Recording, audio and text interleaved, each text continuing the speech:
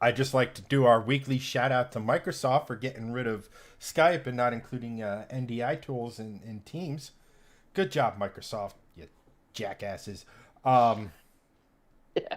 but on that note, as you can see, there's just two of us today, and that is definitely not Greg, but unfortunately, life got in the way again. But such is life. But we have Keith from Wheels and Whiskey, one of the hot new YouTube channels out there and stuff like that. Great car guy.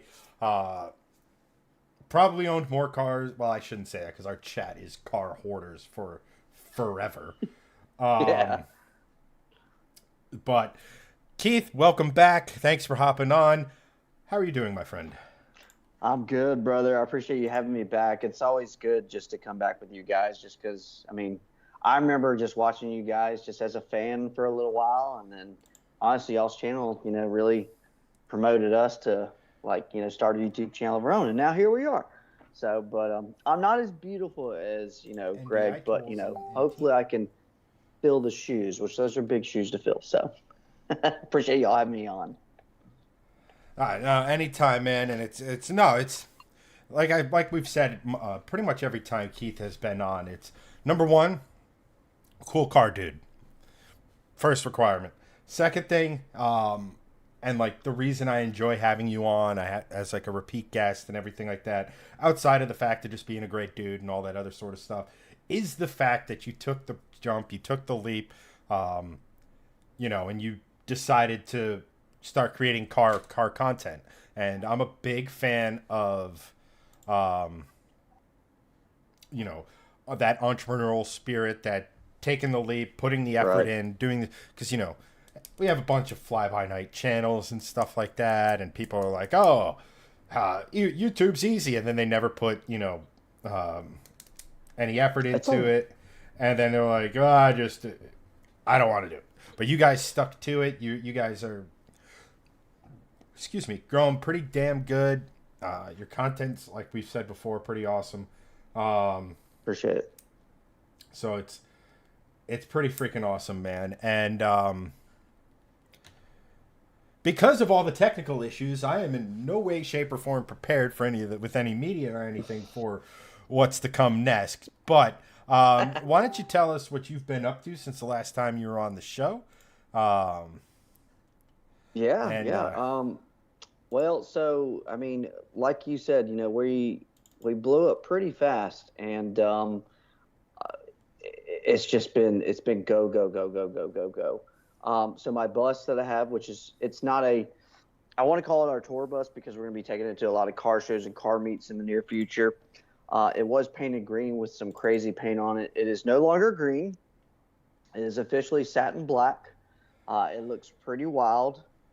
I'm actually getting some more stuff for it. We just ordered a bunch of new lights for it. We got underglow going on. We're actually building a second deck over the loading bay.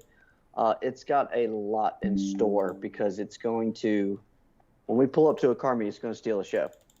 So that's our big project that we're working on now. We're officially an LLC as well. So we've got merchandise now. Our tents arrived. We're pretty much. I'm one of those that where just because I have something, I'm like, all right, I'm going to take it out. I'm one of those when we do our opening or when we start going to shows and meets, it is going to be top notch. And so I'm getting all that content, all that material, and all that stuff first before we start, having a physical presence. Just because first impressions are everything, and I'm very big on that. I've always been a showman, and that's what I enjoy. And honestly, I got to give a shout out to Trevor. The man's incredible when it comes to editing. So a lot of it goes to him because there's a lot of hard work just going into that. And right now, and where we're at right now, we've taken a little bit of a pause just because of personal things in life. So we haven't uploaded anything in almost a month just because we've just been so busy. Yeah, there's the bus. uh, Yeah. Dude, we went all the way to, so I live in Georgia, and we went to pretty much Gatlinburg, Tennessee to go get that bus. And so I traded my 1932 Ford Deuce Coupe for that bus. And I'm going to be honest with you, I had $6,000 in the car. That's it. And people are gonna be like, "How do you have that?" And I'm like, "Because I do a lot of flipping, I do a lot of trading. I'm constantly trading." And so I saw this bus and I was like, "Oh, that's sick." I was like, "Let me see if he's interested in trades." And so I sent him some videos of my car and everything. He's like, "I would love to trade." I'm like, "I would love to trade you too." And drove all the way up there. I think it was like a 6 hour, 7 hour trip maybe, because we had to go through the mountains. And it's got 12 valve Cummins in it. It is an absolute beast. That thing can pull anything. I've had my full size truck on that thing. Right now, I got a sports car on it, but it's no longer green. It is completely satin black. Right now, we got a bunch of cosmetic stuff on the way for it. We're about to powder coat the wheels gold with some black flake in it too, so it's going to look really cool. You should make them look like RPF ones or something Yeah, nonsensical like that. yeah, it's going to be wicked. It's already got built-in air ride because of the air brakes, and so we were trying to think of how can we make this thing just like slam to the ground. And so I have a mechanic slash driver. He's Wild Boy Lifestyle. He's on YouTube. He's also on TikTok and all kinds of crazy stuff. But his name's Casey. And the kid's insane. He can build and work on anything, and he can drive like nobody's business. And so he's been my main go-to of like working on it and making sure we can do certain things. But yeah, it's pretty wicked bus, and it's so much fun to drive. Like anywhere we go, people are waving like whoa, but that, just wait. It's got so much. When you see this thing, it is going to literally. I think it's going to go viral just because of the way it's going to look. Um, we have it literally right in the middle. I think it was like a 62-inch diameter. Wheels and Whiskey logo is going to be cut. It's already cut out on the side, and we're going to like weld some brackets and hang it on the side right there. And we're going to drill a bunch of little holes in it. It's going to be powder coated white, and we're going to have underglow behind it, so it's going to glow up as it goes down the road. So it's going to be cool. I'm super excited. This is probably my favorite project right now for the YouTube channel, because our goal is to be more on site for stuff, because YouTube's great. It's fun. I enjoy making content, but I think I love more of a personal interaction as well with other car people.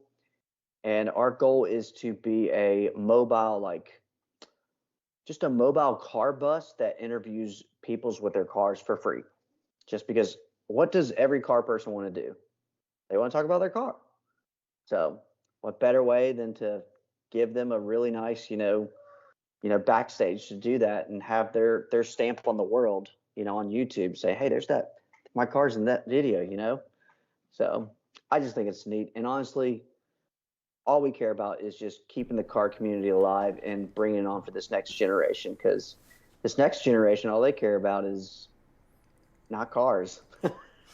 Yeah, you'd have more success painting it like the Fortnite bus. That was an idea. My kids are like, you should paint it like the Fortnite bus. I'm like, not a bad idea, guys. So, but that's where we're at right now. Honestly, I have a crew now. I actually have a staff. So I'm really excited to see where we're going to go with this. Like I said, we're taking a little bit of a break right now, just because there's just life right now. It's the summer, everybody's busy, things are happening. So right now we're just kind of chilling and going through the works. But it gives me time to handle all the stuff behind the scenes, to get prepared to when we do start, showing out. So yeah. No, that's really cool, man. And obviously everyone here is wishing you the best of luck. No, it's definitely going to be noticed. I think so. Yeah. Like that's like, as far as a marketing tool and getting your stuff out there and everything, like, I mean, shoot, I don't think you're going to grab more attention with, like, we're going to get into Corvettes, but like you could literally have a brand new ZR1X sitting there and people are going to be like, ooh, the fuck is that thing? Like, like. Yeah. And we just got the material for the second part of the roof. because we're going to build over the loading ramp, and we're going to have a stage up there. So pretty much where people will have patio furniture where my crew can sit up there, and we have a t-shirt gun so we can shoot stuff off the bus.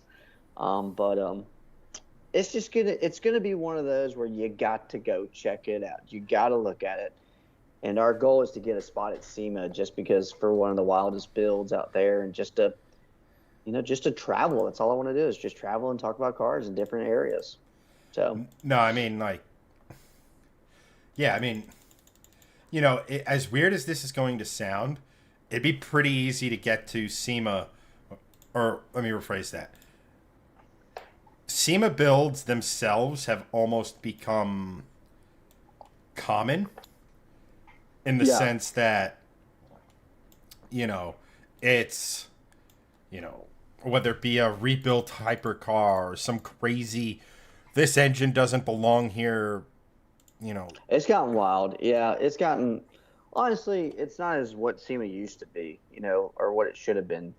It's gotten to a point where it's just money, money, money, money, money, money. At least that's my thoughts on it. Yeah, well, the thing is that build like the capability of these builders and stuff like that has just gotten so insane. It's wild. Gone are the days of like, if you can dream it, it can happen. Like you could call up a company like Roadster Shop and have them build you like it's like, hey, I have this, I don't know, 1970 whatchamacallit. Make it look like this. Okay. And they can build you a chassis that's basically, cantilever suspension, full, like almost like hypercar suspension, and on the outside it looks like a Cadillac Brougham, right? Like, yeah, you can just you can do anything. And now the amount of technology and you can do anything. It's unreal. So, but it's definitely that's one of the things I think that has sort of lended it to you guys being successful at what you're trying to do, is that everybody's doing this, I'm going to do that. Right, yeah. And if you can do, quote unquote, that well, then, that's what sets you apart, right? Because how many build channels are there, all that other sort of stuff out there. So, right. Good on you, man. What was I doing? Oh, right. It's been one of those days, brother. No, oh my gosh, has it been one of those days? Like, I just want software to work as it's intended without being so unbelievably stupid. And that's not allowed. Yeah, no, I get it. Trust me, I have to deal with software every single day, and sometimes it makes you want to rip your hair out. So, yeah, but I think you had sent me a teaser video for the Corvette. Dude, it was so well done. It was. I think we're just gonna skip that for the moment, just given our. Well, we have limited time tonight, so I want to jump right into sort of the Zora. Yeah, or the fact that they don't want to call it the Zora, which makes no sense. I believe a GM spokesperson said, and I'm paraphrasing here, is that it is more of an evolution of the ZR1 because than it is a whole new model. Right. Dude, adding an X though does not make it.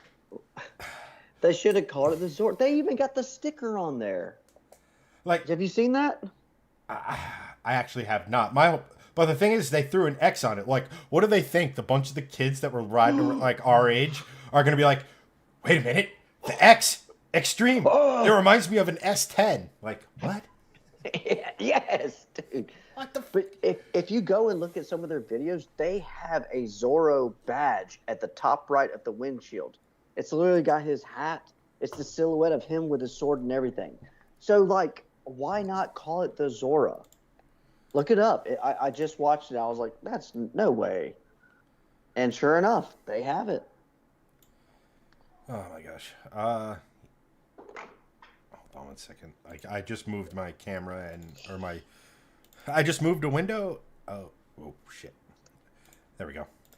There you go. Dude, now I will say, the thing is, they say that they didn't change anything with the body, but for some reason, I feel like this looks a lot more shorter and wider. It just looks, it looks good. I think it's probably number one. The arrow on the front is a lot more aggressive. The dive planes are a little more aggressive. I think the wing is a little bit wider. My whole thing is that if you're not going to call this the Zora, if you're not going to say, like, what's the next thing, right? Like, what is the next, because what are you going to up the electric power and make 1,500 horsepower and that'll finally be cold? That'll show them.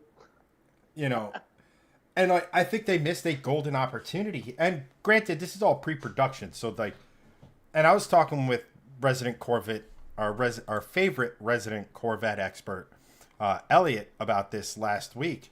Or not last week. Oh, actually. yeah. If anybody knows, I'm sure he knows all about it. And I was like you didn't even have to call it the Zora, but if you think the ZR badge, right, like that ZR nomenclature in the Corvette thing, why not just call it the ZRA? Because now you're just a letter away from Zora. Yeah. You know. Yeah. So I mean, yeah. But naming convention aside, I'd like to hear your thoughts on this as just a thing, as a car, as a man who loves cars, etc. What do you think of the ZR1X? Just real quick, over 1,200 horsepower, 0 to 60 in under 2 seconds, quarter mile in under 9. Allegedly. Yeah, I'd like to see that on a. I'd like to see that. Right, allegedly. Now, I will say, hybrid is a beautiful thing. I think hybrid is the way to go. I don't think full electric is the way to go, just cars in general. I think hybrid is just there. You got your gas, you got your electric, and honestly, they produce incredible power, and they also, great miles per gallon too as well. Because with electric vehicle, I haven't seen anything past really a 300-mile range, which is terrible. But back to this, all-wheel drive, love it. I love an all-wheel drive because you're good. If you want power, instant torque, stuff like that, this thing's going to hook. So, do I see it being under 2 seconds? I don't know. I got to see that first, honestly, because that's a pretty bold statement for it not to be all electric, in my opinion. Just for it, but the fact that it's all-wheel drive, twin turbo. I was not a fan of the C8 at first. I just wasn't. I was like, I don't like it. It doesn't scream Corvette to me, because they just changed everything up. But for some reason, this gives me more of a Corvette feel. I'm like, okay, now this is something nasty. This is something that's going to destroy other supercars and hypercars out there. And and I'm like, I can get with this. Now, depending on the price tag, that's going to say a lot. I assume it's going to be well over $200,000. But there are some things that I think they could have did better. I think they could have made it a little bit more aggressive, because in reality, all they did was just, there's not much of a difference from it looking like a C8 besides the letter X. That's really. I think they fell into the same issue they ran into with the original. Well, I don't know if it's the original, but the C4 ZR1, right? What did they not want to do? They made it look too much like a base Corvette, so nobody really knew the difference apart from some badging. Nobody knows the difference between this and the ZR1 is a badge, and you really have to know what you're looking for. Exactly. But then again, on the plus side of that, your Corvette owners are going to be like, oh yeah, this is not your average C8. let me show you my window sticker in my New Balances. And Yeah, but I don't even. To your point about price, two things. Number one, like well over $200,000. We now live in a world where the hottest Corvette could be considered a bargain compared to the hottest Mustang. That's ass backwards, in my opinion. Yeah. It's look, and I'll get into it in a little more detail in a minute because I want you to like sort of finish your thoughts on it before I go on a slightly different direction. But it's shifted from being America's sports car with the C1s, 3s, 4, or whatever, to America's supercar when we got like Z06, not the original Z06s, but like your C5, your C6, definitely your C7 Z06s, and ZR1s and everything. And now it's shifted again into the base model's America's supercar, or America's sports car. The Z06 is America's supercar, and then the ZR1 family of Corvettes, for lack of a better way of putting it, are now America's hypercar. On the one hand, that's cool. On the other hand... Yes, but create another car. Create a completely different line. Don't call it a Corvette. Call it something else. I honestly... and Elliot makes a really good point about the C7s, how they were really pushing even though it was front mid, the front engine layout in terms of traction and all this other sort of stuff. I still maintain that if you could make a lightweight 600 horsepower, naturally aspirated front engine, rear drive Corvette, people are going to love it. Oh, absolutely. They'll buy that 100%, dude. And look at what Porsche does with 500 horsepower in a GT3 RS. Yes. You're not wrong. Imagine that, but with low. Crazy over them. So I guess this is kind of as good a segue because I find, as crazy as this is going to sound, I find this disappointing is not the right word because there's potential. There's potential, but they did it wrong. I guess that's the way, but the way I'm thinking of it is more of like the ZR1 makes 1,064 horsepower, I think, off the top of my head. Mm-hmm. This added 180 horsepower to it. Now, don't get me wrong, 180 horsepower is a lot. Just ask any Miata owner. Yeah. Yeah. You know, like they literally just added a Miata's worth of horsepower to the front axles. That's a great way to put that. Which is nothing to sneeze at, but it was literally like maybe less than 20%, or probably closer to like 17% of the internal combustion engine, which is fine. That's how God intended it to be.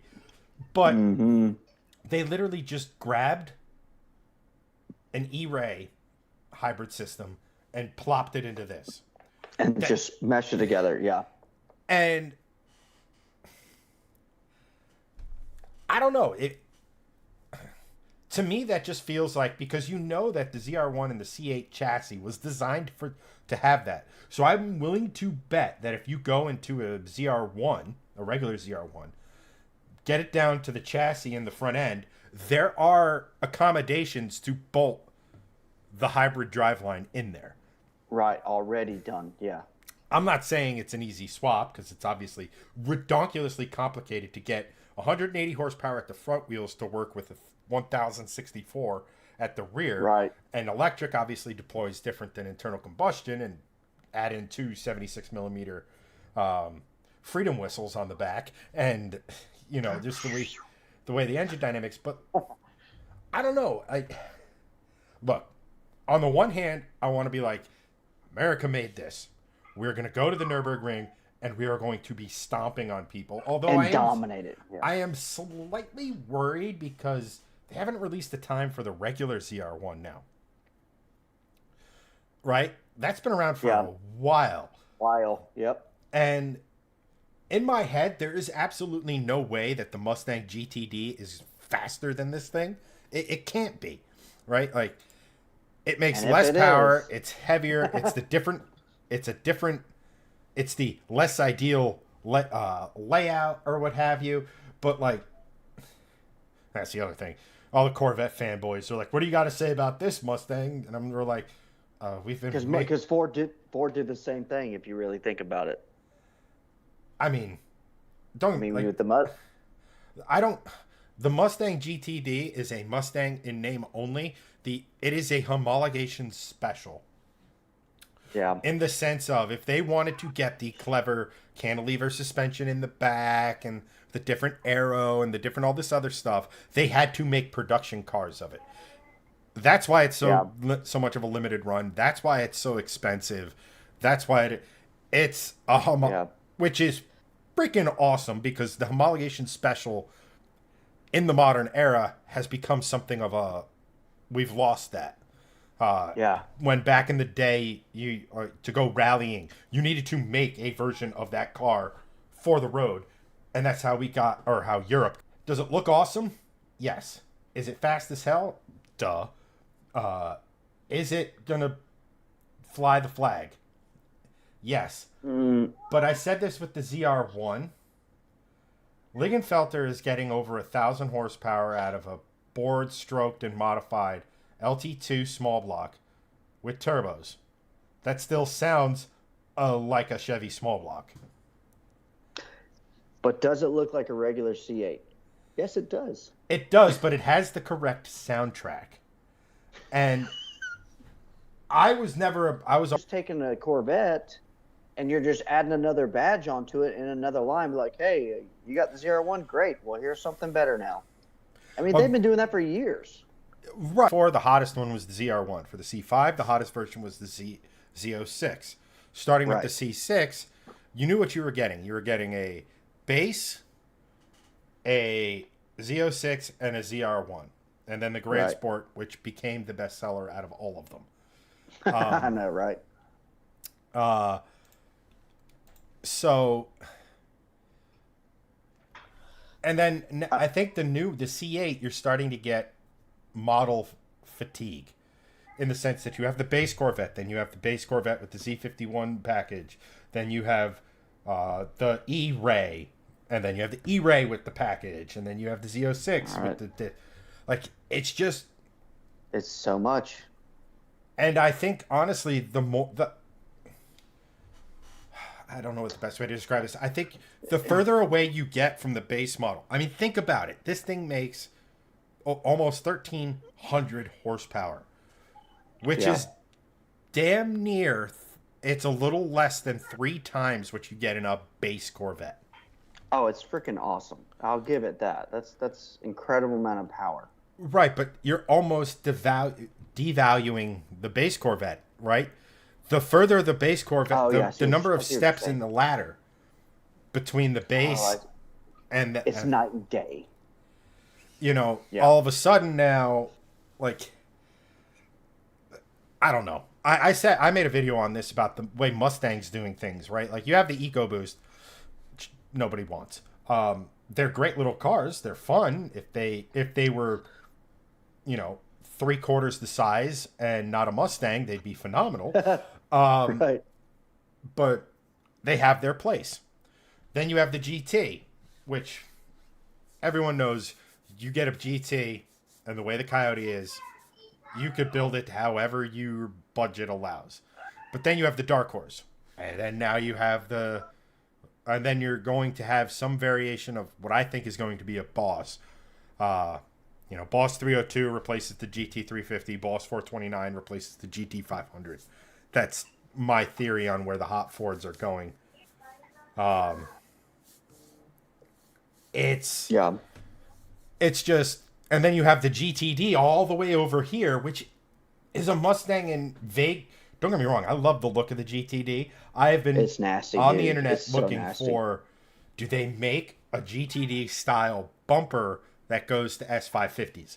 Newsflash, they do not yet. Not yet. You know, and then that is a nasty looking Mustang. I will say, dude, everything about that thing is sexy as hell. You know, it's just, but like the further you get away from like the GT, it's like, is it even the same car?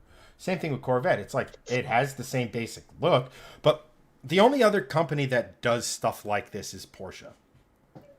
Yeah, Porsche doesn't change much. Right, but you have a 911. You have everything from your regular Carrera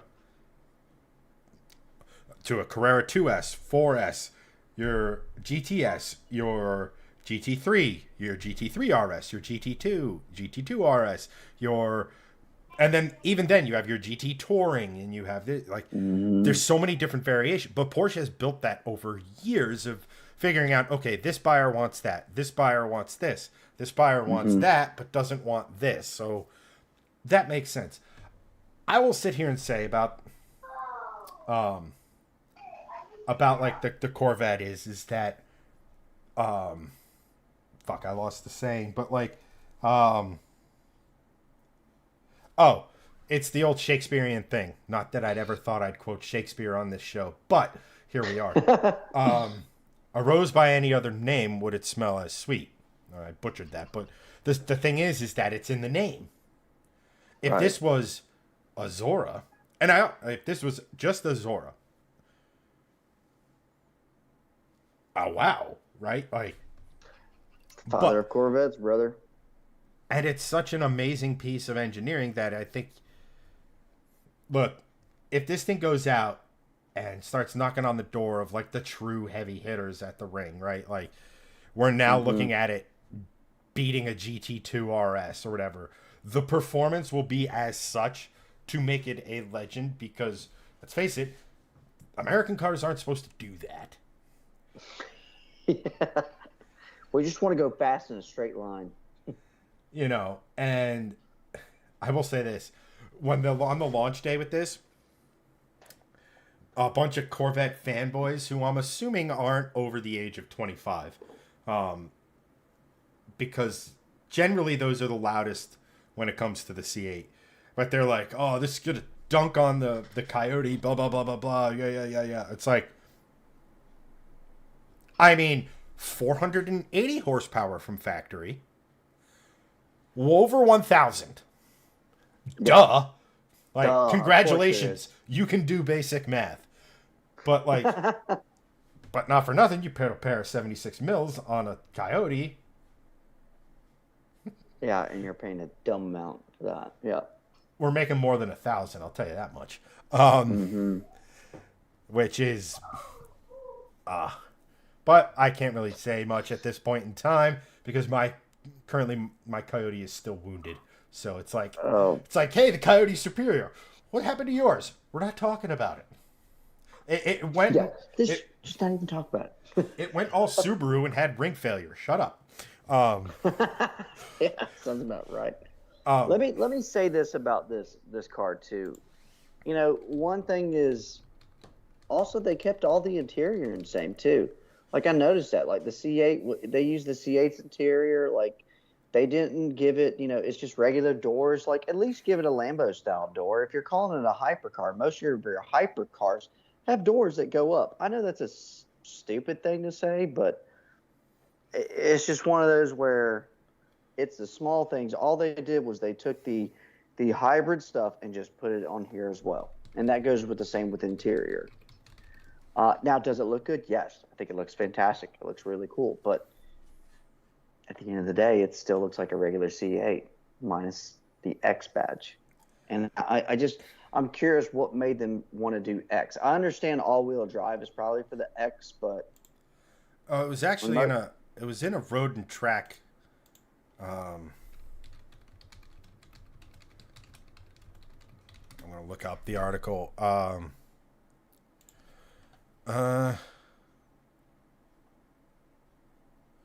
She said because so what does the X stand for? Upon seeing the name, our minds went directly to all-wheel drive references or even an abbreviation for extreme. But nope, Chevy says there was no grand scheme behind it and that it was, and I quote, was about as clicking as close to ZR1. In short, the X stands for nothing, officially. Consider X an unknown variable. See what we did there. What? God, journalism sucks. That's so stupid, dude. Like the X stands for nothing. It says the new X-rated vet. Like it's adult only. But that's just, if that is true, that's dumb. It is it's beyond dumb. Yeah. Because, okay, because number one, we live in a world where almost every hypercar, every supercar has some sort of alphanumeric naming convention. You Right. know, the Elon car. must have got up in here. He must have had something to do with this. Uh, no, because it would have been creative because all of his models spell out sexy. Yeah, that's right. That's You right. know, where normally a name does not matter, right? Like, what does M at BMW stand for? Because they're German. M stands for motorsport. Yeah. AMG is German. RS is Rally Sport or something like that with Audi. You know, F is a random letter from Lexus. Uh, you know, at least like Genesis, it's like, what do we call ours? Magma. Okay, now Magma. you're being creative, right? You know, Yeah. but in Don't this sleep on case, they Genesis. had a Those are actually pretty cool. but in this case, they had a perfect example to pay homage to the father of the Corvette, Zora, a Right. man that, yeah, Corvette people know about, but if you ask the average enthusiast, they They're gonna may know have him. heard the name, they may have had a thought on the name or something to that effect, but if you call it, it would be the Corvette equivalent of slapping a Shelby badge on something from Ford. Mm-hmm. Right. Right. So, Exactly. so it's just Maybe this is a teaser. Who knows? I Maybe mean, every picture, every media kit you get, it shows that it makes, it is very quick to point out that this is, quote, a pre-production vehicle, does not represent the final product. And who knows, maybe because of the backlash, maybe because of, you know, uh, people with, It got a lot of hate. it's just so nothing. It doesn't, like, they could have easily, I think people would have responded better, even though SS is technically below the Z06 and ZR1 nameplates. The ZR1 SS, Chevy people would be like, I get it. They may not have loved it, but it would have made more sense than X. X has nothing to do Right. with Yeah. like I said before, the only X that has ever existed in the GM lineup is the X in Xtreme and the From S10. the S10. S10. Yeah, that's right. Which was a great truck, by the way. They were really, really cool, but you know They what were. people aren't thinking of? It's like, oh, they brought the X back from a pickup truck for the fastest thing General Motors has ever produced as a factory road car. With every purchase of a ZR1X, you get the all elusive S10. Or it's like what is it? It's like the allotments that Porsche and Ferrari do. It's like, oh, you Yeah. want a GT3 RS? Well, you have to buy this 718 Boxster first. If you want a ZR1X, show us you doing burnouts in a Chevy Extreme. I mean, S10 Extreme. I just look. It's gotta be low to the ground too, sitting on some inkies or some tiny little rims Oh, tiny with little two tins. tiny rims. Definitely has to have underglow. May or may Illegal, not have the Lambo door conversion. illegal tint. And one of those old school digital Panasonic head units. And Yeah, and the custom tailgate with the license plate sideways. yes, God. But Oh, that was cool, bro. I'm not gonna lie. When I saw that, well, as a kid, I was like, it was so cool. I was like, dude, his tailgate's sick. not so much that, but I wanted one when I was a kid. It was like, that's a cool ass truck. Um, Not that it could do much truck things, because I think those were But only two-wheel drive. they were two-wheel drive, but they were still super dope. You know, I'll put a, um, uh, I'll put kind of a bow on the Corvette. I honestly think it's a piece of engineering, it is incredible. As a Right. machine destined to take Well, on well the, done. you know, at the price point, for the performance it's going to provide, it's going to embarrass a lot of Europeans for a fraction of the cost. It's which still I'm excited about. which is really excited, but in Corvette historical stuff, that meant if you were an average Joe and you'd worked a little extra, got some overtime, you might potentially kind of maybe afford it. Afford it, right? Yeah, it's not important. Yeah, yeah. So from what I've looked up just while we were talking, 250 is the minimum, is what they're thinking. So 250 plus is what they're guesstimating out. But I mean, we'll see. I mean, like I said, I am curious to actually see this thing perform. There's a lot of statements here in which I feel like Chevy wouldn't just say, "Oh yeah, it'll do this and this and this and this." I feel like, it can do all these things that they say, but I'm just still curious to see how it does. So, because numbers don't lie. That's just going to be the honest truth. I mean, in theory, you have electric propulsion for while the turbos are coming on song.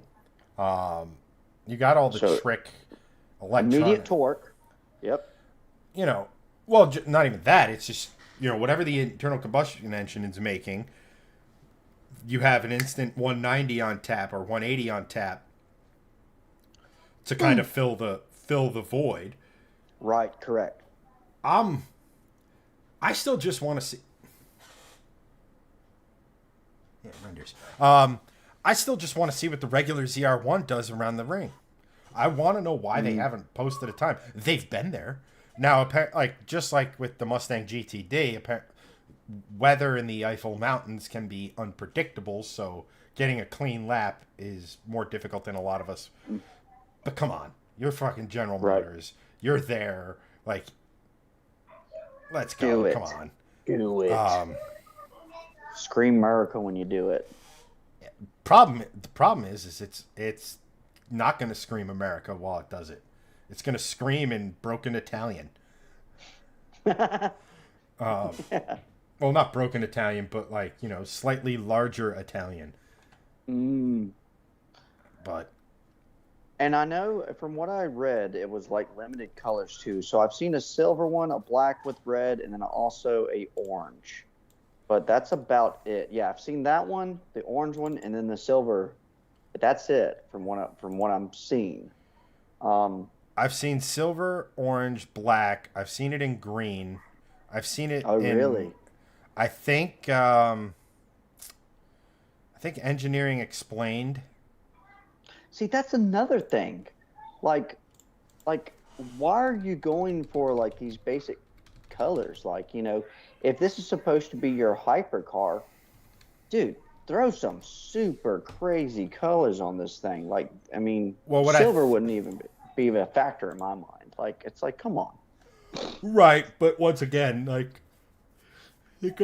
excuse me, the guy who upgraded from, jorts, tube socks, and New Balances, who can afford this, probably isn't looking for it. Yeah, they do the Velocity yellow, it looks like. Oh, now that I think yellow looks incredible in sports cars. What I'm going to say is that I think this is going to be one of the GM cars where you could go to them and say, all right, here are the colors you can buy that come with no cost. Or here are the colors you can buy for an extra $20,000 or $15,000. And it's literally just that paint color wheel where you can pick any color you want, apart from a few different, they'll probably say, well, you can't really do this color because we can't really, how painting a car goes. But, yeah, for sure. But one last thing, because I know we're approaching our cutoff. It's going to be a little bit of a shorter one, guys. I apologize. You can send all of your complaints to Microsoft. There you go. Yeah, for sure. Jesus. But assuming we're just going to allow GM the name, even though we both agree that this is amazing, it should have been called something else, but we won't harp on that for too much longer. Right. I wanted to get your opinion on this.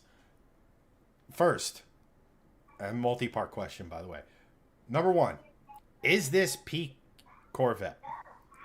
Number two, if it isn't, what is? Mm. Man, that's a hard one just because, especially with the way technology is nowadays. Because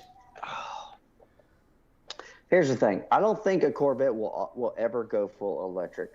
I just don't. Dodge did that, and their sales have tanked dramatically. Nobody like you can go lease a new Dodge Challenger, like the or Charger, whatever they want to call it, for like $170 a month because they just can't hold them. So I don't think that Chevy will ever go full electric. I think as of right now, yeah, I think it's at its peak.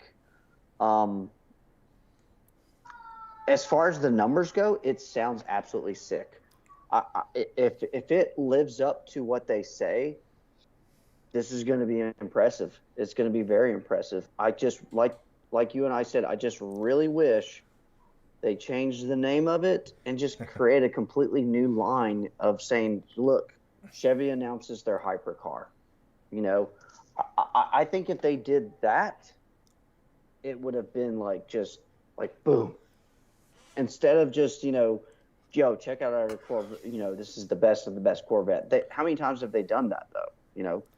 Every generation. I mean, right. Mustang didn't suffer when the GT came around. I will say this. If you are looking at this from a purely, if you had the easiest way to explain what peak Corvette was to aliens who had no concept of car culture and the nuance of it and everything, and you just handed them a spreadsheet with performance figures, the numbers say this is peak Corvette. Right. In my opinion, the C6 Z06 is peak Corvette. Exactly. I agree. And here's why. The Corvette has always been America's sports car from the very beginning. Keyword there is America's sports car. So it's which our also means affordable. Our take on the classic European formula. We tried to duplicate the European formula. I insert Blue Flame Straight 6 here. Didn't sell. V8 sold. What does that say about Americans, right? Here's and up until this recent love affair with Boost, how did American manufacturers get more power out of their cars? They just made the engines bigger. They just made it bigger. And the C6 Z06 is the last Corvette to, we need more power. What do we do? Make it bigger. 427 cubic inch engine. Yeah. And made 500 horsepower. And once you address the heads, the trunnions, the valve seats. My dad actually has one, and his has about 850 horsepower. Let me tell you, dude, we go anywhere and everywhere in that thing, and it's so much fun to drive. So much fun to drive. And it's affordable. Right, and that's the last thing, because the original ethos of the Corvette was to offer the returning GIs and veterans and all this other stuff, all these other guys, like basically the people who are over fighting a war either in the Pacific or the European theater who liked these sports cars, was, hey, here's a cheaper alternative, but not a worse alternative. You don't have to pay to import these cars in and everything like that. So it's a relatively affordable vehicle. That thing was punching way above its weight class. Way above its weight class. With a massive engine that if you just simply did heads, cam, exhaust, intake manifold, and a good tune, you're pushing easy 500 at the wheels, if not more. Probably 650 at the crank. An amazing, there's no debating what car it is when you hear a C8 Z06 drive by from a distance and you can't see it, it's like, is that a Corvette? Is that a Ferrari? Is that a McLaren? Mm-hmm. C6 drives by. You know what it is. You know immediately what it is. Immediately. Yep. So. Yep. And it's funny that you say that just because the C6 sells better than the C7s do.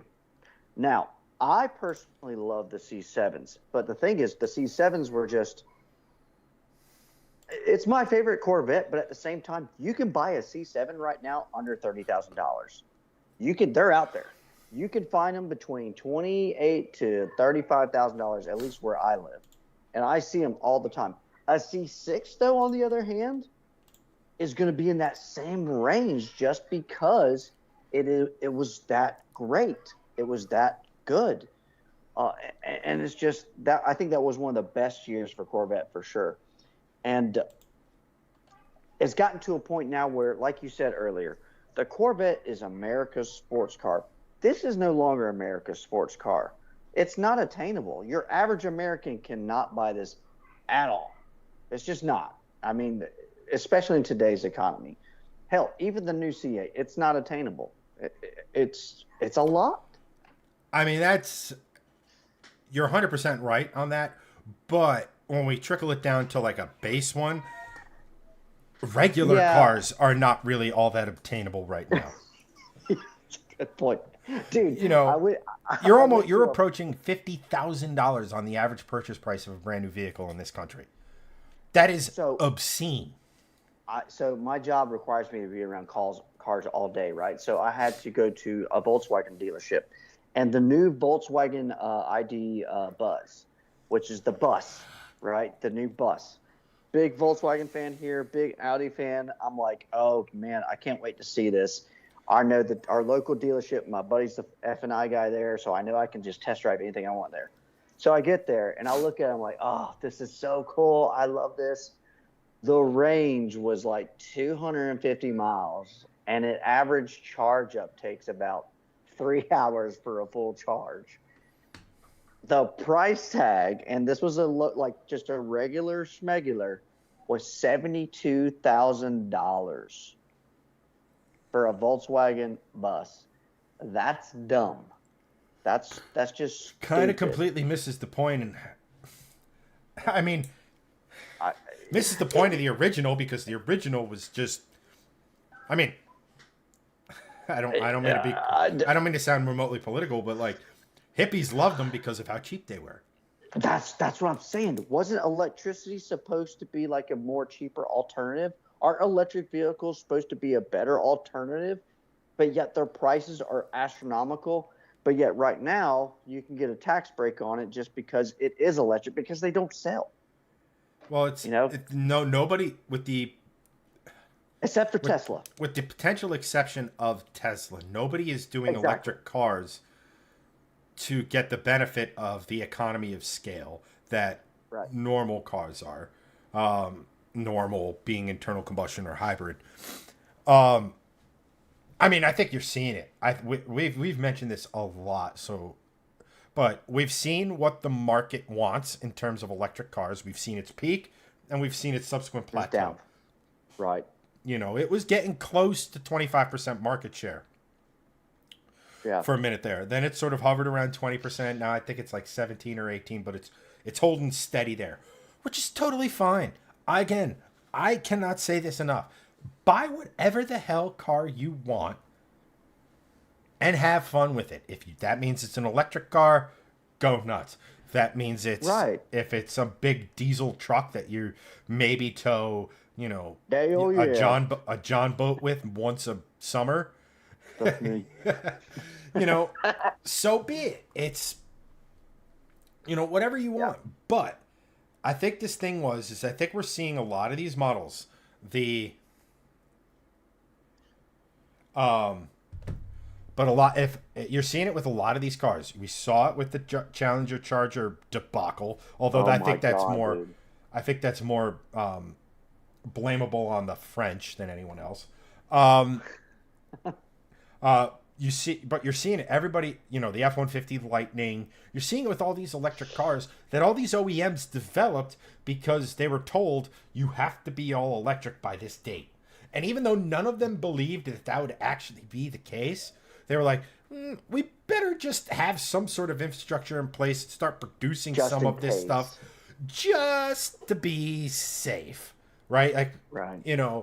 And the market's like, wait, now that's not the case. Now we've had a sudden burst of reality Right.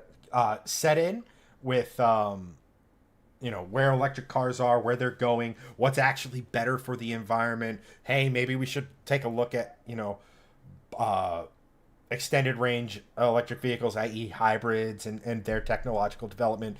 Toyota themselves said that hybrids are way more environmentally friendly than I don't know how this show always devolves into EV talk, even though I fucking hate and it's not just you, but like, oh my gosh, I need to get a new short block for my car, a fucking sap, so I could start talking about internal combustion and having that again. But like, it's just, it's just one of those things where, like I said, we are seeing OEMs who were kind of backed into a corner, and the market correcting itself, and then being, crap. Like Volkswagen may have wanted to sell this bus 2, 3, 5, 10 times as many as they're actually going to produce now, but they're like, wait a minute, the market doesn't dictate that. And I get it with that. That is a very niche vehicle. People who want it are gonna want it, and the price is almost. It's ridiculous, bro. I'm sorry, but like, like I said, I'm a Volkswagen fan and Audi fan, and I was like, absolutely not. This is just absolutely ridiculous. That's another story, though. Y'all were talking about Slate the last time, and I'm all for that company.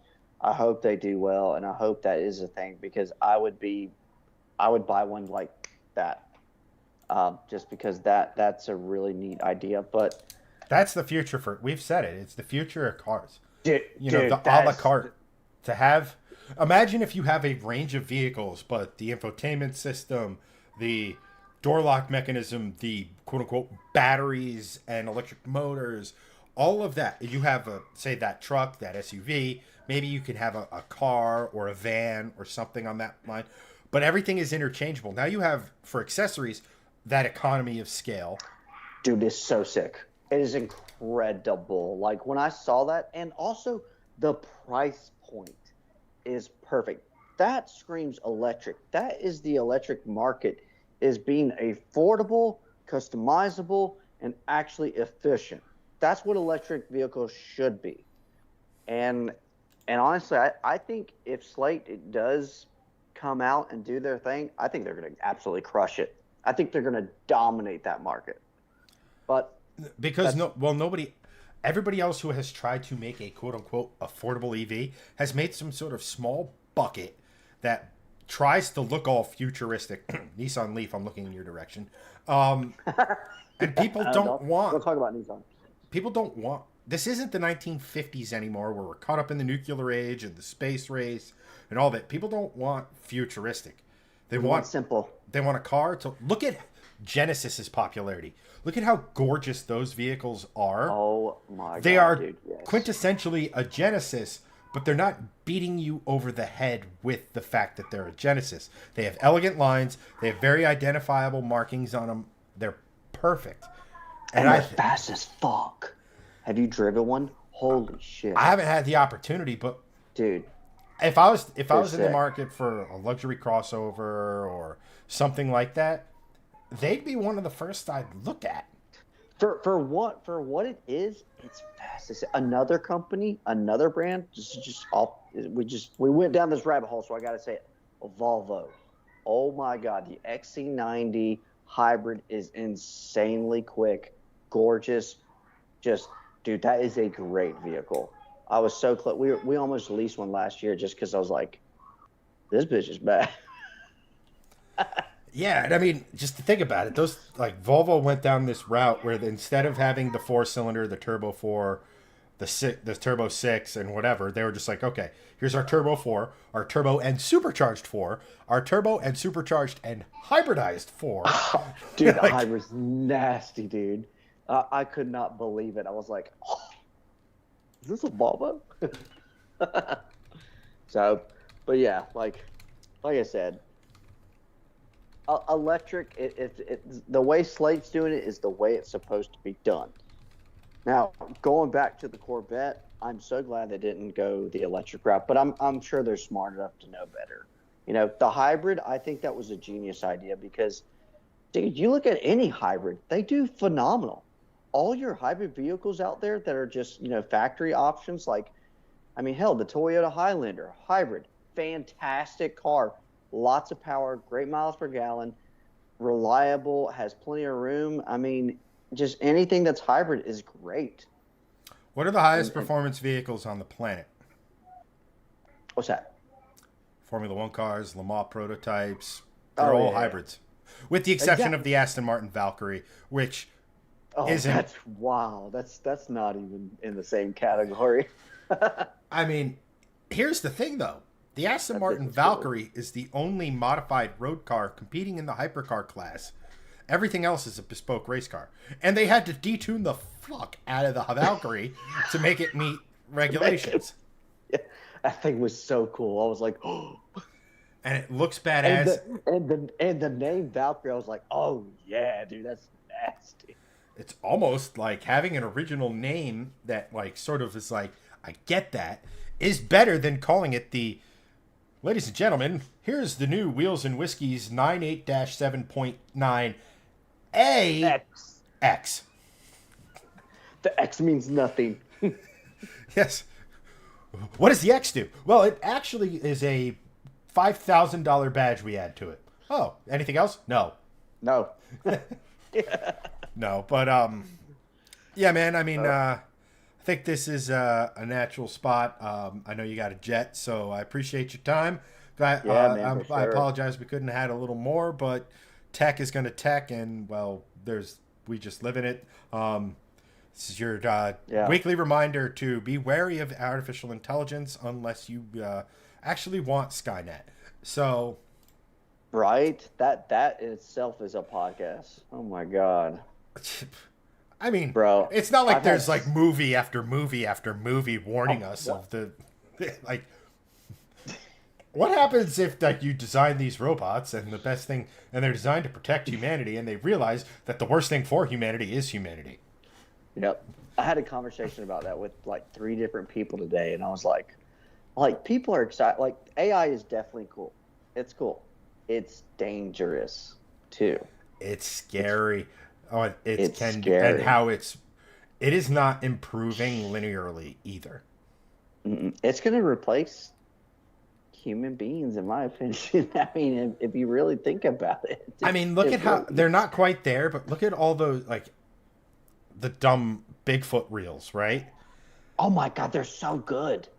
It's all AI. Now the lip syncing and like the one thing we haven't really been able to animate in anything really without extensive work is the mouth area and the lips and all the different stuff like that. Yeah. But look at how close AI can do to just, hey, make me a video of this, and you get it within a day. Not even a day, dude. Like, shoot, I mean, seconds. It's unreal. But something that would take a visual effects artist, right? Like, oh, I know. Trust me. Like, I'm having to do a little bit of editing of our videos and stuff like that, and I'm like, oh my god, there's a lot of work. Where I know if AI jumped in here, done. Like, well, I mean, with the stuff I edit, it literally picks up on my voice. I can go to any word, delete a paragraph, boom. I used to have to scrub through video so much to make a minute-long video, and that it's legitimately cut my time by like more than like it's like 4 or 5 times faster now. And it's nice in some ways, but at the same time, it's dangerous. Like even in my field, it's they're replacing it. I mean, dude, a great example. I went to Checkers, a fast food restaurant the other day. AI technology takes your order, and it was dead on, and it was accurate, and it gave me excellent customer service, which is wild, but it did. Yeah, it's